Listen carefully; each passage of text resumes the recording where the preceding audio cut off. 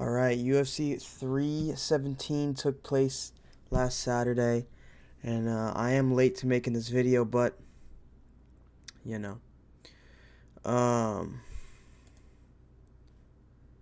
I had shit to do, man. I had shit to do. I was a little busy, but we are here now, making this video. Let me make sure it looks okay. All right, we're good. We're good. All right. Early prelim opener. Jonathan Deniz versus Alvin Hines. Fuck my camera. Why are you doing that for? Honestly, Jonathan Deniz did win. I believe he won every round. Still a little bit of an embarrassing performance from him, I think, because I think he should have finished Alvin Hines. I don't really see a reason why this shouldn't have been a knockout. Alvin Hines is not good. He has never fought anybody good. He has never showed anything, you know. Best thing he ever did, I guess, was a head kick knockout over some morbidly obese man, like some crazy I believe he was older too. But Jonathan Deniz wins. Neither of these guys will ever get ranked, I don't think, but it is heavyweight, so I guess we'll see. Moving on. Yeah, I mean, good win, I guess, from Jonathan Deniz. Moving on to Nico Price versus Jacob Smith. I thought that this would be a one round, a one rounder. Nico Price made it to round 2. I thought Jacob Smith would piece him up on the feet and knock him out within a minute. But nope, got out of round 1. And then as soon as he started grappling, he just submitted him with, I believe it was a rear naked choke. Nasty. Jacob Smith is very big and strong for the division. He's going to be a problem, I think. He's going to be a problem, man. I thought he was kind of getting a little tired, though. So, the gas tank might have to be worked on, man, before he really gets up there. Because, if he starts fighting high-level comps soon, the gas tank may be an issue. But Jacob Smith won nonetheless. It was a really good performance. Can we be honest here? It was a layup, though. He was never going to lose to Nico Price. They just gave him this because they want to give him some more free wins in the UFC. So if they keep doing that, then he could probably work on that cardio and get a little better. But anyways, moving on to my boy Terrence McKinney versus Vyacheslav Borshov. I predicted a round 1 submission for Terrence McKinney, and he got a round 1 submission. He did it in less than a minute, dude. 55 seconds. Beautiful, man. I was already drunk when this fight was happening. 3 fights in. So I was going crazy, man. Me and my sister bought an Airbnb, and we were watching this event in the Airbnb alone in a 3-room house. It was a real nice house in a quiet neighborhood. We probably were a little loud. But that's why I got the Airbnb, because I wanted to be loud. I wanted to get drunk and I wanted to get crazy. So yeah, Terrence McKinney. I was so happy to see my boy get this win. I've been a big fan of him for so long, for so many years, and I knew that this would be easy for him. I said in the video, this fight can be as easy as Terrence McKinney wants to make it. So that's exactly what he did. Beautiful performance by Terrence McKinney. I think he can be a real player in this division if he starts focusing on his grappling a little bit. He's a good striker too, and he's very powerful. And he's an amazing finisher on the feet or ground, but he's a bit more beatable on the feet than he is on the ground. Dude's an elite level grappler, so I love Terrence McKinney. I'm so excited to see him continue his rise. Moving on to Viviane Araújo versus Tracy Cortez. I predicted Tracy Cortez would win by using her grappling, and that's kind of what she did, dude. She took down Viviane Araújo and just kind of dominated her. I mean, yeah, she won. It was pretty clear. Pretty clear win for Tracy Cortez. Really good performance from her. The fight wasn't too good, but she almost submitted Araujo too. In like, was it round one? I can't really remember, but good performance by Tracy Cortez. I hadn't gotten anything wrong so far. I did get some picks wrong, but I picked Deniz, I picked Smith, McKinney, and Tracy Cortez. So I was okay. The next fight is my first L. Speaking of, good win by Tracy Cortez. We'll see where she goes after this. Next fight, Hyder Emil versus Jose Miguel Delgado. I thought Hyder Emil was gonna knock him out. Man, I'm gonna be honest. I thought Hyder Emil had this. I mean, he's undefeated, and he has a win over William Gomez. I really rate William Gomez, and I rate every win against him. And Jose Miguel Delgado, prior to this, was just not as impressive. He didn't have as impressive of a career, so I thought that Hyder Emil was going to be able to take this one, but he got slept, dude, in the first round. The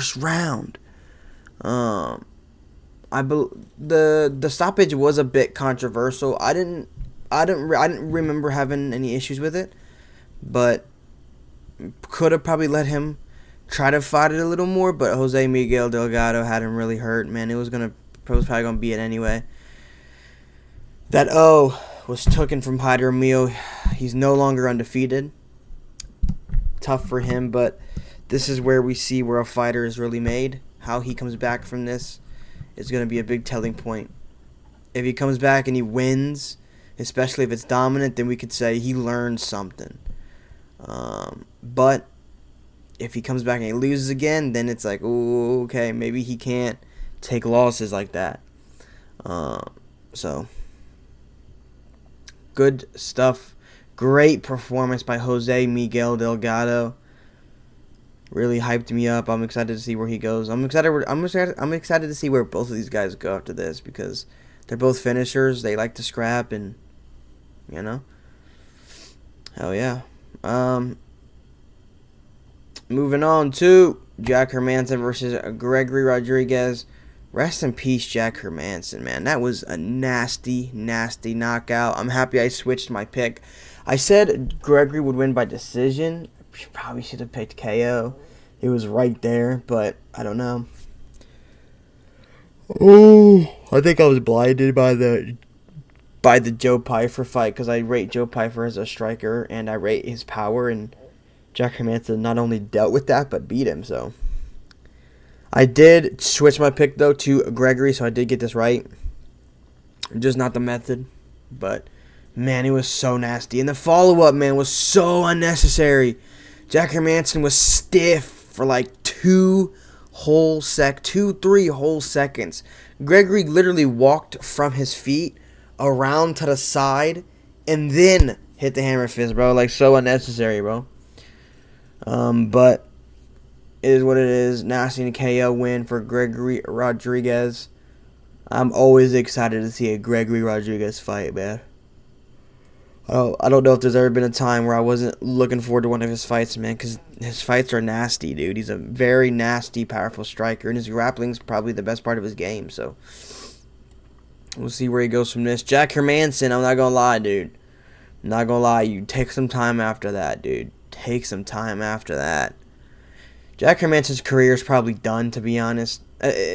After something like that, after the career he's already had, it's like, it's just, man, it's time to give it up. You know what I'm saying? He'll fight again for sure, but I'm doubtful if he'll win again. But I hope Jack Hermanson is good. I hope he recovers quickly and gets back into training. Gregory Rodriguez, I'm hoping to see him fight a top 10 guy next or something like that. That'd be pretty cool. What is he ranked? I don't know. Moving on to the main card, Peyton Talbot versus Felipe Lima. I went with Peyton Talbot here. I thought that Peyton Talbot was going to be able to improve upon his grappling defense, and he did. And I thought that Peyton Talbot would be the better striker here, and he was. So I was very happy to get this win. I really wanted Peyton Talbot to come back after that loss, and this is what I'll talk about, man. I haven't yawned a single time today.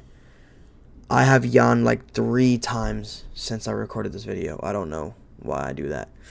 But good stuff here by Peyton Talbot. He looked really improved. He looked really good. Some people were saying they thought Lima won. I don't know what you're seeing. You know, I don't know what you were watching. Peyton Talbot easily won that. And I don't think it was a game plan thing either for Lima. Because I think after his last fight, you should go out there and try to grapple Peyton Talbot. He just couldn't do it effectively. And Peyton Talbot was a bit more effective on the feet. It just is what it is, you know? I got this underdog right, and I was so happy about that. I didn't make any money on this card, though, because I like to do longer parlays. I like to do longer parlays with smaller wagers. So I usually don't hit. When I do hit, though, it's usually when I just do one bet on an underdog. That's when I usually do hit something. But yeah, I like to do like 4 or 5 leg parlays. I gotta stop yawning, dude. I'm not even tired or bored. I like to do like 4 or 5 leg parlays. Put like 5 on that for a payout of like 50 or something usually. They never hit, but it is what it is. Congratulations to Peyton Talbot. I would love to see Peyton Talbot fight. I would love that Adrian Yanez fight, man. I think that is such a beautiful matchup. I would love the Cody Garbrandt matchup as well, or even a Charles Jourdain matchup. Honestly, would love that. Moving on to, I mean, Peyton Talbot is good. Peyton Talbot's good. A lot of people were hating on it, but a lot of people were hating on Peyton Talbot before this, saying that he's not good. But I mean, Peyton Talbot's clearly good, right? So, moving on to Beneil Dariush versus Renato Moicano. Man, I went with Renato Moicano here, but if you watched my prediction video, you seen how hard I struggled to not pick Beneil Dariush. I wanted to pick Beneil Dariush so bad, dude. I was like, man, I just think he could get it done. But then I was thinking, Beneil got KO'd his last 2 fights, and Renato Moicano's only loss in a while was to Islam Makhachev. Like, I just put my trust in Moicano, but I should have went with my heart, my original pick. I should have went with Beneil Dariush. He got dropped in round 1, so he lost that round. And then I knew he was a better grappler. I knew he was. He used his wrestling to beat him in the rounds 2 and 3. Really good win for Beneil Dariush. This is actually one of Beneil's best wins in so long. Because Moicano was on a really nice streak before the Islam fight. And all that. So, yeah, really good win for Beneil Dariush. Happy to see him get a win after such 2 brutal KO losses back-to-back, man. But, you know, man. Yeah, this is going to be a real short video. But, yeah, Beneil Dariush, man. I want to see him fight like a...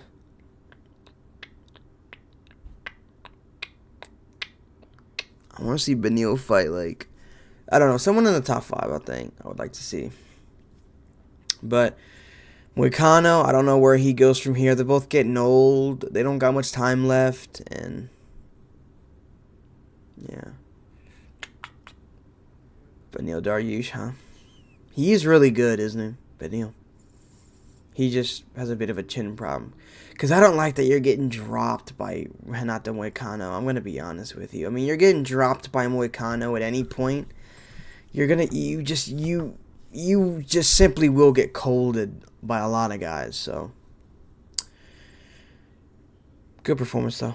Moving on to Fight of the year. Joshua Van versus Brandon Royval. Now, I picked Brandon Royval as my underdog of the week, so I still have not gotten a win in my underdog picks of the week. But I'm fine, okay? I'm fine with it because I love Joshua Van, and I love seeing Joshua Van win. My fucking camera. This was literally the fight of the year. This was the best fight of the entire year. There was never a second in that fight where they just weren't throwing hands, man. And the damage that they took, man. I mean, look at these significant strikes. 215 significant strikes to 204 significant strikes. Fucking unreal, dude. Fucking unreal. And a knockdown for Joshua Van. I will say, I think that knockdown is what won him the fight. Round 1 was clear for Joshua Van. Round 2 was clear for Brandon Royval. It was 1-1 going into the third round. And I'm not going to lie, Brandon Royval could have easily been up that round. It kind of looked like his punches were getting to Joshua Van with the range and all that. And Joshua Van, he was doing good work, but I don't know. Brandon Royval was kind of backing him up with his shots. He could have easily been winning that round. And I think he was on the judges' scorecards going to win that round, if not for that knockdown in the last 10 seconds, dude. Almost sleeps him with a right hand as Brandon Royval is closing the distance, puts him down, steals that round. I thought he was going to get a finish. Late rounds finish, dude. He hopped on top, started grinding pounding. It was nasty, dude. Nasty. Now, I will say, Joshua Van versus Alejandro Pantoja is a beautiful matchup. And I think you guys are going to be surprised by my pick and why. But I ain't going to say none now. I'm going to wait until that fight is announced. But yes, Joshua Van, beautiful performance by both of them. Brandon Royval got his win bonus as well, so that was cool. I believe they both got a bonus, the fight of the night bonus. Beautiful. I still hate that Terrence McKinney easily, he had the best performance on the entire card. He just did. Subbed Vyacheslav Borshev in 55 seconds. Took like one total strike. Like, I get the opponent, like the level of the opponent isn't up there, but we gotta stop prioritize. I'm gonna say this: when it comes to performance and fight of the nights, we have to stop prioritizing the guys at the top. I'm sorry. Alejandro Pantoja is rich. Elite Topuria is rich. You know what I'm saying? Like, these guys are rich. They don't need this bonus. Terrence McKinney could easily use a $50K bonus for the, like, you know what I'm saying? It's crazy, but it is what it is. Great win for Joshua Van. He is now the number 1 contender. Will fight Alejandro Pantoja. I'm gonna make a hot take here. Had Joshua Van beaten Charles Johnson the night that they fought, I think Joshua Van could have had a really good shot at beating John Jones' record for the youngest champion of all time. Because didn't John win it at 23? Joshua Van's currently 23. I don't know. I don't even know when he turns 24, actually. So maybe that's a terrible statement. But regardless, great win for Joshua Van. We love to see it. We love to see Joshua Van get wins. I love Brandon Royval, though. You can't hate Brandon Royval. You gotta love him. Dude gives us nothing but bangers. I think he might move up to the bantamweight division now. We'll see. But yeah, good win for Joshua Van. Love to see it, man. Moving on to the co-main event, Alejandro Pantoja versus Kai Kara-France. I was a bit surprised, if I'm being honest, to see so many people picking Kai Kara-France like on Twitter. I thought this fight was just kind of a give me. I didn't see Kai Kara-France beating him, because one thing about Kai Kara-France, as I said in my prediction video, is yes, he's a hard hitter. Yes, he's a good boxer. He can put your lights out. But if you're a striker, he has a higher chance of putting you out. Against grapplers, to be able to implement that really good anti-grappling style, he takes a lot off of his shots. It's just kind of the give and take. But even that didn't matter in this fight. Pantoja was able to just take him down at will every time and just control him for the whole round. I am very happy about this pick. This is my favorite pick of the entire card because I picked a round 3 submission, and that's exactly what happened, dude. I knew that Kai Kara-France would be really hard to finish for the first 2 rounds, but that 3rd round would just be too much. Alejandro Pantoja doesn't slow down. I knew he would get him down and find a submission. I knew it was going to be a really good choke too. I should have said that to make it even more perfect, but round 3 submission for Alejandro Pantoja. Beautiful pick by me and beautiful performance by Pantoja. Man, he's so good, isn't he? I cannot wait for Pantoja versus Joshua Van. Like I said, you might be surprised by my pick and why, but I'm going to say that for another video. Pantoja's good, man. He should be so much high. He should be top 5 at the very least on the pound for pound rankings. I think Dricus du Plessis is above him. That's a fucking shame. I think Magomed Ankalaev being above any other champion in the entire company is a fucking shame. So great win for Pantoja though. I thought this was an easy pick though. Never was I worried about this pick. I didn't see a chance for Kai Kara-France. And oh, get off my screen, Kai. Alright, moving on to the main event. Ilia Topuria versus Charles Olivera.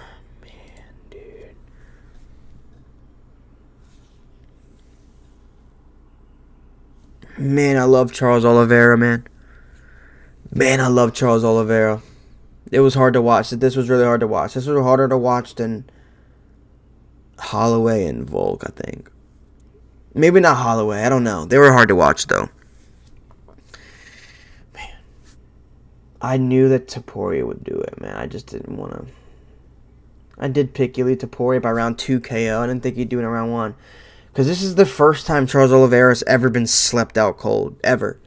I know people like to talk about his chin and all that, but I mean, before this, he'd never been put out. So this was definitely crazy. A really good performance from Ilia. It doesn't make any sense how good he is. I posted my reaction to this knockout on my YouTube shorts, but YouTube fucking blocked it because I showed 10 seconds of the fight. So if you want to see my live reaction to this fight, go to my Twitter. Same name and pictures as this account, as this YouTube channel. So shouldn't be too hard to find. And it's linked on my channel as well. Just go to the About section of the channel. But this was very hard to watch because I'm a really big Charles Olivera fan. I was actually wearing his shirt at the time of this fight because I have a shirt with him on it. Man, Ilia's different, man. He's different level. I will say, though, I think most of his success is his power. I get that he's a really good boxer as well. I get he's a really good boxer as well. But I think if you put his power on like average level, he's not beating Volkanovski or Holloway or even Charles Olivera. I don't think. I think his power really carries him a lot. Even though he is a good boxer, and I don't want to take away from it, but you just have to admit that his power is different level. I think his power separates him more so than his actual boxing skill does. But he's a good grappler as well. A lot of control time over Charles Olivera. Is there control time stats on here? There's not. That's unfortunate. But dude, Olivera threw 10 total strikes. That's unreal. It's unreal. Man, good fucking performance by Ilia Topuria. Ilia Topuria said, I'm not gonna start this narrative that Ilia Topuria is ducking Paddy Pimblett, but it is funny how before this win, he literally said, like in quotes, if I win, when I win the title, I want to fight Patty. And then he wins a title, and then he's like, oh, I don't think Patty should be next. I do think he would beat Patty Pimblett, but that is a hard stylistic matchup, I think, for Ilya. Patty's an amazing grappler, really strong, huge, man. He's huge, really tall. I mean, he outsized Michael Chandler more than anybody has ever outsized Michael Chandler. So, and Michael Chandler's a big dude. So, yeah, that was definitely crazy for sure. But yeah, man, Ilya Topuria, man, sleeps Charles Oliveira in round 1. Badly, too, man. He got put down, and then got hit with a hammer fist, and then his arms went up in the air like he was, stiffened up. Like, that was scary to look at, man. Charles Oliveira will be back, though. He's getting older, though. He's like 30. Is he 36 now, or is he still 35? He's one of those two ages, getting up there where these guys start failing and start losing. So, but we'll see what happens. I do not see Ilya Topuria staying around much longer. Ever since Ilya's debut, just the way he moves, the way he talks, the confidence, I always knew in my head that if Ilya ever were to lose, it didn't matter at what point in his career, if he had ever lost as a professional and there'd be a 1 on his record, he would have retired right then and there. Ilya Topuria is not just chasing legacy. He's not chasing money. He is chasing simply and only perfection. You cannot be perfect, and you cannot have perfection if you have a 1 on your record. So, the very second that Ilya's career is no longer perfect, he is gone and out of the sport. It's as simple as that. So if Ilya ever loses, we will never see him again. Guaranteed. And I don't even think I see him staying around that much longer regardless. I think at max, 3 more fights. He's probably going to defend it against Arman, Patty, or Gaethje. And then he's going to, if Islam Makhachev loses to Jack Della Maddalena, I think he will, I think kind of the same way with Islam. I think if Islam ever loses again, he'll retire. If he loses to JDM, he'll retire. If he beats JDM, I actually don't think he'll defend the belt at 170. I think he'll beat Jack Della Maddalena, and then I think he'll come back down to 155 to fight Ilya Topuria. And I think that fight, Islam retires regardless. If Islam beats JDM and then loses to Ilya, he retires. If he beats JDM and comes down and loses... No. If JDM... Oh my god. If Islam beats JDM and then he comes back down and beats Ilya, I still think he retires after that. So, yeah. These two guys, I don't think they're going to be around much longer.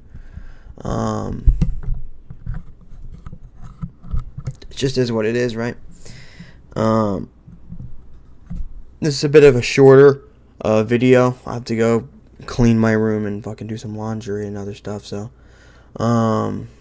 but amazing performance by Ilya. I'm very excited to see where both these guys go next. I think Charles Oliveira should fight Max Holloway, regardless if Max wins or loses to Dustin Poirier. I think that's a fight you should make next. Or a Charles Oliveira versus Dan Hooker matchup would be fun. Ilya Topuria should honestly fight Arman Tsarukyan, even though I do not like Arman, and I think he was rightfully punished for pulling out against Islam. But he can get the title shot next. That's fine. But I would rather, in a perfect case scenario, Ilya defends against Paddy Pimblett. I do want to see that fight. I really want to see that fight.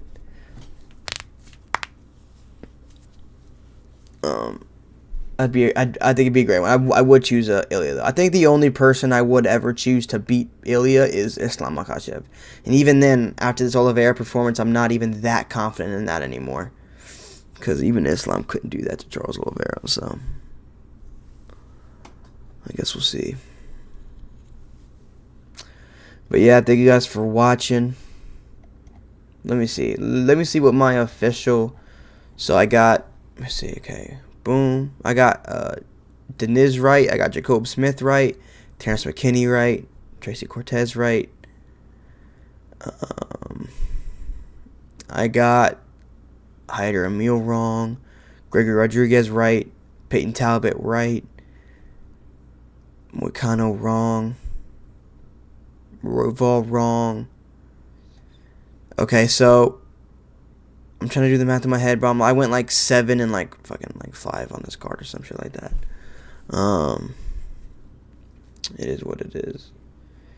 Good performance by Ilya Topuria, man. I'm excited to see where they go after this, to be honest.